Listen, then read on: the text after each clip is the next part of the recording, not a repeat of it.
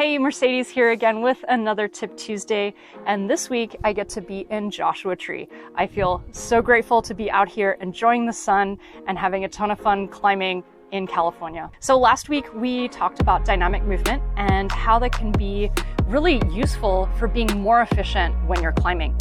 But this week I really wanted to focus on the opposite end of the spectrum, which is control. So why is this important? We want to always have control, but when we're being dynamic unintentionally, so if we just kind of like pull through really quickly, that could be an indication of weakness through that move. So we can actually use a drill called slow motion climbing to focus on these weaknesses. And this is really a staple drill in a lot of my client programs. And I personally use this as a climbing drill, especially when I'm coming back from some time off from climbing. And what this drill can do is really highlight some of the weaknesses in climbing movement. So how you're gonna incorporate this is try to find something really easy, like super easy. And you're gonna go as slow as possible.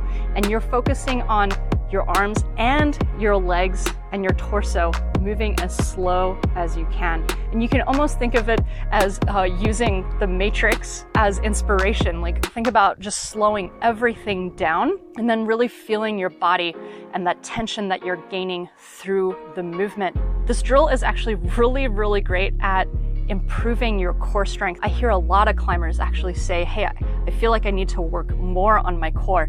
And you can work on core exercises off the wall. That is going to help.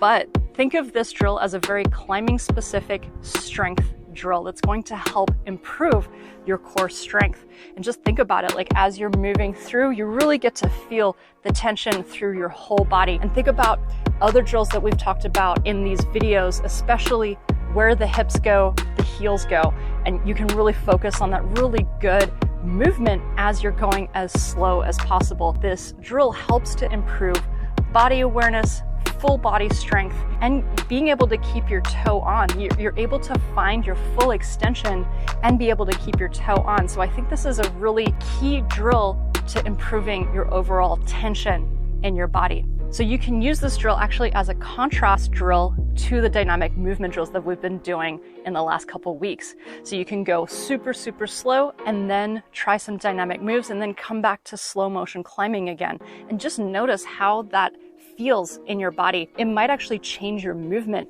You might actually feel like you can get better in your dynamic movement when you're really focusing on your control in the slow motion climbing. All right, so that's it from me this week. I'll see you next week.